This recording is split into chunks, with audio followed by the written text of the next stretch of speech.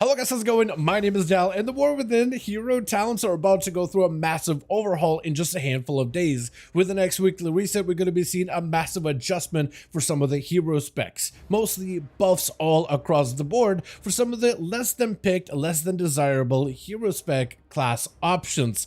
But also, this set of changes also addresses some of the discrepancies we've seen for some of the class performance within PvP as well. So for today's video, I wanted to go through an entire set of class changes that's arriving very soon to Season 1 of the War Within. Because this is a longer project, I did want to add chapter marks down below so you can easily find the classes that are the most relevant to you. And I kind of just want to get into it because it's a lot to talk about, but right before that, if you guys do want to see more regular updates such as these for the War Within expansion with regular updates in the future, be sure to follow the channel and subscribe. But otherwise, let's dive right in. So the first hero spec that's been adjusted is the one for the Blood Death Knight, and that is Sunland, which hasn't really seen a lot of popularity for the tanking spec of Death Knight, but it has seen a number of damage adjustments. From things like Vampiric Strike, damage being increased by 30%, as well as the talent of Affliction of Sorrow, which gains 2 buffs. One, which is a buff that allows it to deal 20% of the damage over time of your diseases if it extends the dot. Previously was a 15% of that dot damage, and Affliction Sorrow now deals 130% of that remaining dot damage when the dot is consumed, instead of 100%. So it's a decent bit of gain, but also a survivability gain for Sunland Blood Death Knights. With the talent of Visceral Strength, you now get a 12% strength buff for 12 seconds instead of 8% for 8 seconds, which is a better window and a better buff overall though. And for Frenzied Bloodthirst, you will now increase the damage of your Death Strike by 6% per stack instead of 5%. And with how many Essence of the Blood Queen effects you can stack up, that's a decent gain. Early impressions don't really suggest that Blood Death Knights are going to be switching away from Deathbringer, but maybe Sunland will find some playability at some point in the near future. And when it comes to PvP content, we are seeing some nerfs for Unholy Death Knight, specifically when it comes to some of the sustained damage as well as bursty damage elements. Things like your Death Coil damage is being reduced by 15%. But also a good portion of your sustain kit from Super Strain, with your Virulent Plague damage reduced by 15, Frost Fever reduced by 15, and Blood Plague also reduced by 15%, which may allow other builds to shine, but it's definitely going to reduce some of the consistent pressure that Unholy Death Knights can establish within PvP. As for the class of Demon Hunter, we're seeing some Eldrazi Reaver buffs for the spec of Havoc. With the Eldrazi Reaver being the lesser popular option, it looks like they're trying to fortify it a little bit with this upcoming build. For the Eldrazi, we're seeing some damage increases for a handful of more passive damage sources, like Wounded Quarry. While Reaver's mark is any target, your melee attacks strike with an additional Glaive Slash for additional physical damage, which is being increased by 100%. Below that, we got Warblade's Hunger. Consuming a Soul Fragment causes your next Chaos Strike to deal additional damage, while Fireblade will consume up to 5 nearby Soul Fragments at once, which can give it a little bit of a burst value, also increased by 100%. While the prime ability Reaver's Glaive, which is like the transformation ability from Mithril Glaive into Reaver's Glaive, the actual damage component of Reaver's Glaive is being increased by 15% as well. And while Havoc mostly gains hero talent changes, the Vengeance spec in Demon Hunter actually gains some fundamental spec changes, such as your Mastery of Fell Blood, which is being amplified, and its effectiveness is being increased by 20%, which should increase the overall damage, but also the personal survivability regarding the armor value gains. Also, the main healing mechanic of Shattered Souls has been buffed up further, where Shattered Souls healing per soul fragment is increased to now 7% of recent damage taken instead of 6%, which overall provides you with a little bit better self-sustainability and survivability. Also, the talent of Soul Barrier, which has limited play, has also been buffed up with the base absorb value increased by 50% and absorb value per soul increased by 100%. So maybe we'll actually see Soul Barrier getting some use in the future. Who knows really though. Then coming back to Havoc Demon Hunter, when it comes to PvP combat, all ability damage is being increased by 4%, which isn't amazing, but hey, a buff is a buff and that's something that anybody will take.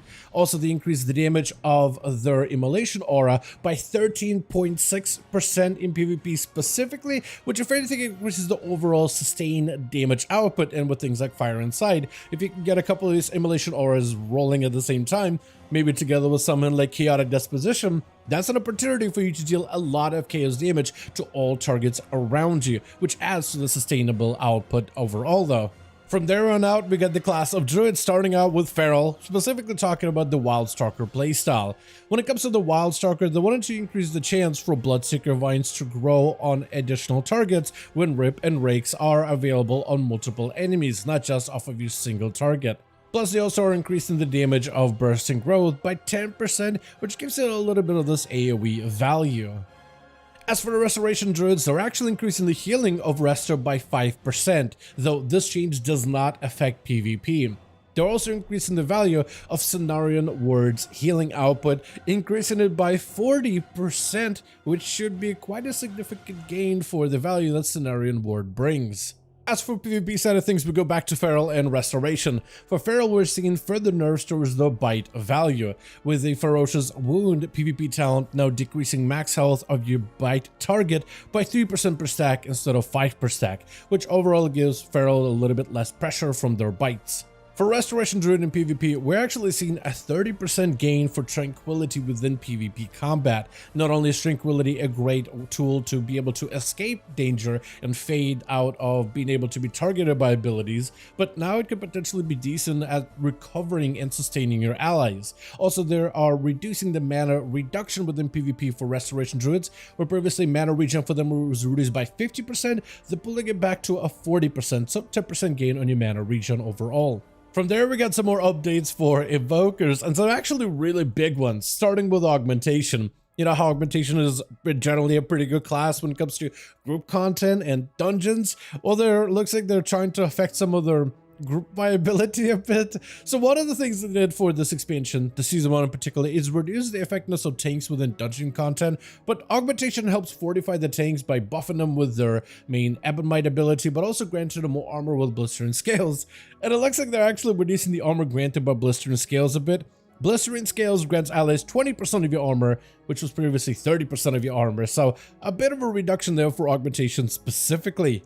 For Devastation, we're seeing a lot of scale commanders, but not a lot of Flame Shapers, so they're trying to bolster it a little bit. First things first, the capstone of Flame Shaper Consume Flame that allows Engulf to consume a few seconds of fire breath to detonate, doing a ton of damage to all nearby targets. That damage is being buffed up by 25%. However, Flame Shaper has seen some value within PvP with its Engulf burst gameplay, and they're actually reducing its burst damage within PvP by 20%. So a little bit of gain on one side, but a little bit of loss on the other. Though out of the two specs, Preservation is the one that really has picked up Flame Shaper and doing some ridiculously good numbers when it comes to their Mythic Plus as well as Raiden progression. So they are doing some nerfs for Flame Shaper, where it's kind of a reverse of Devastation. Engulf healing is being increased by 20%, but the capstone of Consume Flame, that is being reduced by 50%, which is quite a pretty big nerf overall though, and could potentially place Preservation in a bit of a weird spot compared to some of the other healers, but it definitely does cut back on their lead compared to those other healers, so it's going to be interesting which healers are going to be on top after this set of changes. From there, we'll move on to the class of the Hunter, where we're seeing a mixed bag of changes. Starting with Beast Mastery, we're seeing a PTR change that actually is hitting the live realms very soon, which is the Basilisk Color Adjustment, where they're actually reducing the effectiveness of this talent per damage over time effect by 2 and 4% depending how many talents you put into it, which was initially 5 and 10% gain for your pet for every single dot. Outside of this talent, we're also seeing a kill command damage buff by 18%, as well as your basic pet damage buff by 4%. Early numbers suggest that this results in a nerf to single target, a considerable one, but a fairly large gain in AoE, so it's like a trait, which is very interesting. Beast Mastery definitely has been a little bit struggling when it comes to their AoE possibilities and AoE capabilities, so I guess this is them trying to adjust it, but it seems like a pretty big sacrifice on single target in particular. As for the Spec of Survival, we're not seeing talent changes, instead we're seeing tier set changes. Their tier set bonus is being buffed up by a little bit. First of all, the 2 set Wildfire Bomb damage is being increased to 8%, up from 5%, and the 4 set increases the damage of Raptor Strike Among Us by 20%, instead of 10%, to all targets afflicted by Wildfire Bomb. So it's actually a decent bit of gain. I Don't know if it'll be enough to bring survival back to its popularity, but at least it makes the tier set a little bit more valuable. Then to the PvP side of things, we got a couple of adjustments, such as the survival of the fittest talent is actually being reduced in PvP from a 30% damage reduction for you and your pet down to 25% within PvP content. Also, the talent of survival tactics that gives feigned death a 90% damage reduction, they're actually reducing this duration from 3 seconds down to 2. So they're really trying to hammer down Hunter survivability. But wait, there's actually more. If you play the Dark Rangers version of the Hunter for PvP, the PvP talent of Smokescreen that allows you Exil to use Survival of the Fittest within PvP content, that Survival of the Fittest is only going to be 50% as effective when proc through the Smokescreen PvP talent. And for the Sentinel hero spec, the talent of Don't Look Back, where Sentinel can grant you a shield, that shield's effectiveness is also being reduced by 50% in PvP. So it looks like Hunter survivability is going to be something to watch out for once these set of changes does arrive over the next week's build. From there, we got the class of Mage, and we're seeing some really good stuff that I really wanted to see for a while. My favorite hero spec of Frostfire, something I got to love during the alpha and the beta, is finally getting buffed up. Very, very excited about this one. Frostfire bolt ability is being amped by 15%. Kind of decent. Frostfire infusion damage is being amplified by 50%, also a change that was going to happen on PTR, but I guess it's happening a little bit earlier now. The Frostfire empowerment that causes Frostfire Bolt to deal additional damage, be 100% guaranteed crit, and deal a portion of his damage to all nearby enemies. That one is being amped up to increase his damage by 60% rather than 50%. And when it comes to the Frostfire Mastery, the Frost Mastery aspect of it is now going to be 2% of your mastery instead of 1, so it's going to be a benefit for Frost and Fire mages altogether. And hopefully Frostfire will actually get a little bit of play. It was also numerically a little bit behind for Fire in particular, and technically on paper decent for Frost, but it had numbers of bugs that kind of held it back from really seeing itself fully shine. When it comes to PvP combat, all 3 specs of mages are going to see a nerf to Frigid Winds, where all of your snare effects reduce the target's movement speed by additional 10%. This talent is being cut by 50% in effectiveness within PvP. So if you felt like in the past you could never really catch a mage as a melee class, for instance, then it should be a little bit easier with a nerf to Frigid Winds. As for the actual spec changes, we're seeing mostly Arcane and Fire PvP updates, with Arcane missile damage being amplified by 35%, previously it was buffed by 20%, so like a 15% gain there, and the ability of Arcane Orb is also being buffed up, where Arcane Orb damage is being increased by 40% in PvP instead of the previous 30% increase. So it should help Arcane mages get a little bit more burst damage, but also a little bit more of this sustained builder damage. And the Spec of Fire is seeing buffs all across the board, but as always, there's a bit of a caveat to it. Pyroblast damage being amplified by 20%, kinda solid. Fireball damage increased by 150%, initially increased by 100%, so a decent gain there. The ability of Scorch is being increased by 300%, initially increased by 200, so another gain there. Even Ignite is being buffed up by 15%. Where does all this come from? So a few PvP talents are being nerfed, so I guess this is increasing the base output, but some aspects are going to be downgraded a little bit, such as World in Flames. Instead of increasing the Flame Strike damage by 100%, it's going to be by 50%, so a little bit more focused damage, less of Flame Striker damage. Also, the PvP talent of Glass Cannon also being reduced a bit. It will now increase the damage of your Fireball, Scorch, and Ignite by 20% instead of 30%, but also it'll have a bigger cost on your health, decreasing it by 30% instead of 15%, so makes Glass Cannon a little bit more scarier to run, with a less of a damage gain to boot. But from there we have the class of Monk, where we're seeing even more hero talent adjustments, specifically when it comes to the Master of Harmony playstyle. Both Brewmaster and Mistweaver are getting some buffs towards the Master of Harmony in a way where Stored Vitality causes an additional 40% of healing in damage instead of the initial 25%. Both Brew and Mistweaver are affected by the buffs to Master of Harmony from there a little bit differently, such as Brewmaster's Coalescence now causes Aspect of Harmony to increase damage and healing taken by 20%.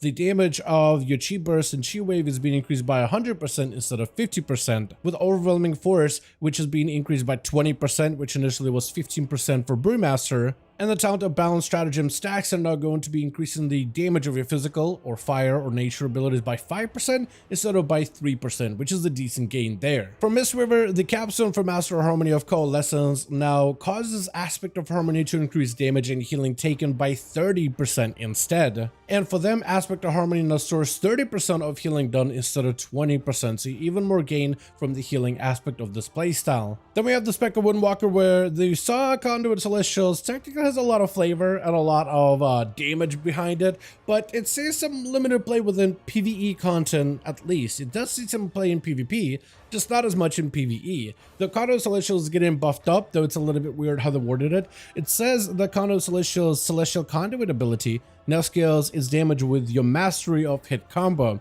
However, Windwalker Mastery is not hit combo, it's actually combo strikes, which increases the damage of your abilities as long as they're not repeat of your last ability, so it's just a raw buff for your Conduit Celestials. Or do they mean it increases the damage of it with hit combo, which is actually a talent, so I'm not really sure how this is supposed to be. Either it's increased with your mastery, or with hit combo, or maybe with both, I'm not quite sure, but some kind of an increase for Windwalker either way though. From there we got the spec of Paladin, or rather the class of Paladin, where we've seen Holy, Protection, and Retribution. Mostly seeing hero spec changes, but there are some spec specific stuff as well. For Paladin, we got some bad news off the top of the launch of this. All healing is reduced by 5%, but it doesn't affect PvP. Where Paladins are getting most of their effectiveness increases from the Lightsmith playstyle though.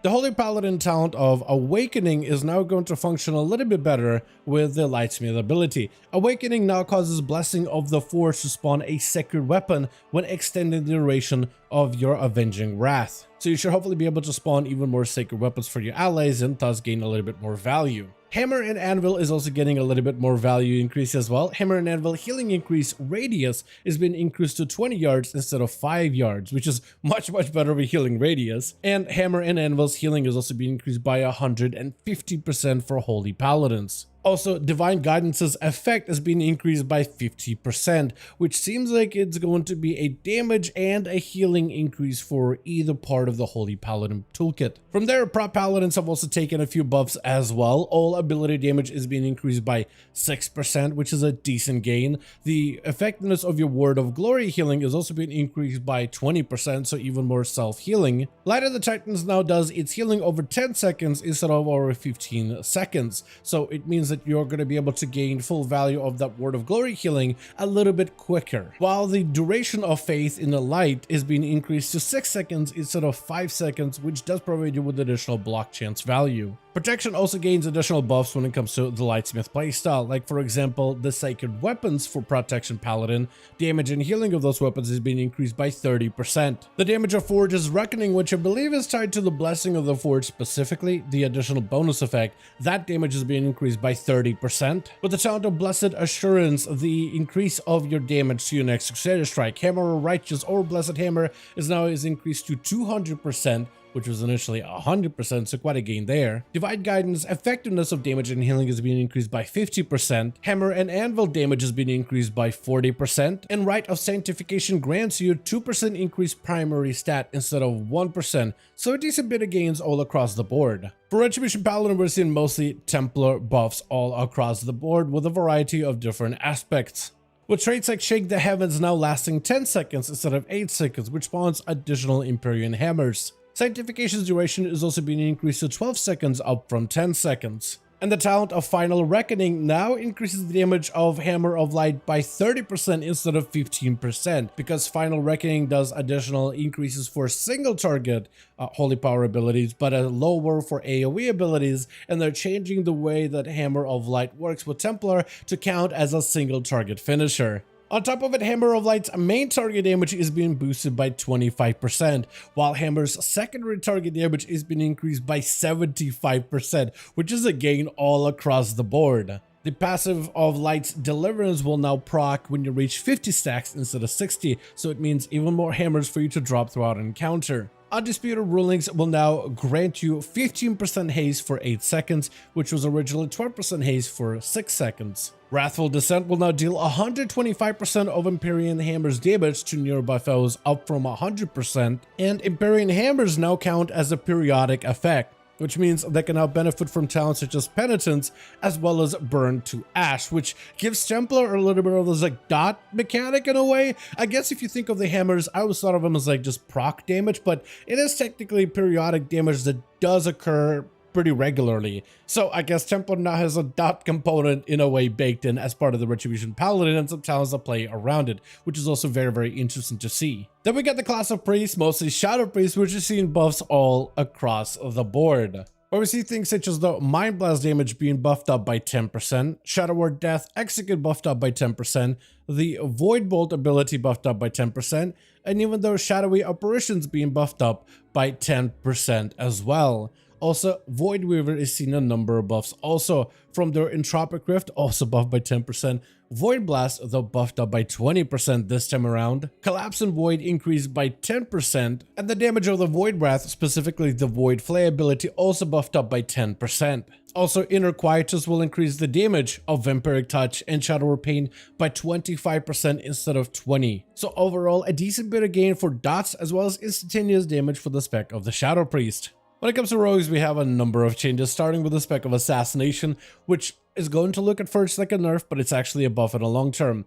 The ability of Caustic Spatter's cleave damage has been reduced to 40% of poison damage that cleaves to nearby targets instead of 45%, which, like I said, it feels like a nerf, but they're actually getting a little bit more single target damage through the tier set bonus. For the 2 set bonus, they're changing the proc of the Vile Tincture bonus part of the tier set, which is now increased. Vile Tincture's poison damage will now buff abilities like Envenom, Kingsbane, as well as hero talent effects. So it's actually quite a solid bit of gain all on its own, but there's more. The 4 set, the Thrombake Tincture, now correctly applies upon gaining 5 stacks of Vile Tincture instead of 6 stacks, so it takes you less time in order to ramp up to actually get the damage bonus. So it's actually a solid single target gain for Assassination, but also an AoE gain at the same time. A pretty decent buff for the spec of Assass going forward. But the spec of Outlay is also seeing some buffs. First of all ability damage 4% increase. Not the craziest, but it is decent. Your primary or your basic finisher of Dispatch also buffed up by 6%. Nothing crazy, but also decent.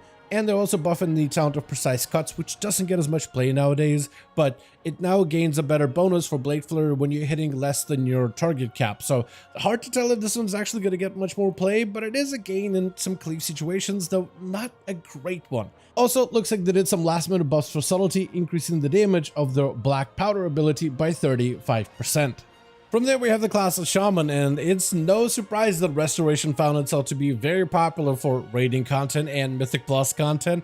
Probably the most popular healer out there right now by most measures. So they're actually seeing a bit of a reduction, which is unfortunate because I actually really like playing Resto Shaman. First things first, for the talent of Earth and Harmony, it now causes Earth Shield to reduce allies' damage taken by 3% instead of 5%, which isn't crazy. Also, this change does not apply for PvP whatsoever. But also some of the passive healing of our damage, of Acid Rain combined with the Temic, that damage is being reduced by 20%. So it's not really a healing reduction, it's just a passive damage reduction. So if Restoration Shamans wants to do some damage in dungeon, you may have to work a little bit harder than dropping down your big healing rain totem down in the middle of the group. As for PvP specific changes, we're actually seeing some decent gains here and there, but they're kind of situational. Healing Surge Totem, healing is buffed up by 15%. That's always a welcome change. For Elemental Shamans, we are seeing some lightning bonus damage changes, like your lightning bolt damage is increased by 15%, chain lightning is increased by 15%, but also the playstyle of Tempest is being increased by 15%. I think it's them really trying to find a way to make Stormbringer work for PvP. As for Restoration Shaman, we're just seeing some healing changes, such as your healing wave getting buffed up by 10%, but also your healing surge ability buffed up by 10%, so just overall better single target healing output.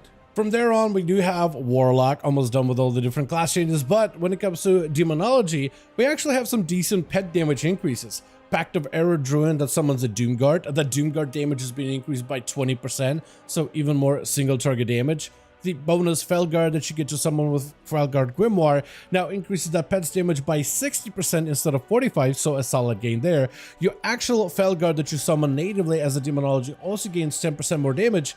And the Gloomhound, which supposed to be better in single target than the Charhound, but they actually ended up having a bout same-ish or close to same single target output. They're trying to make that Gloomhound even better, with the Gloom Slash damage being increased by 20%, so it should hopefully make one of these hounds a little bit better for single target and the other much better for AoE, and there's a bit of a separation between the two roles that two Gloom Hounds must have. From there on though, we mostly have PvP specific adjustments for the class of Warlock, starting with things such as Demon Skin, where the actually armor bonus of Demon Skin is no longer reduced by 50% in PvP, so it grants you a little bit extra armor and overall better melee survivability. And the talent of Demonic Resilience now reduces the damage taken by your primary pet by an additional 67% within PvP, so it's quite a solid gain to keep your pets alive and healthy. From there we got some Affliction Warlock PvP specific changes, with things such as Malevolent Visionary damage reduced by 30%,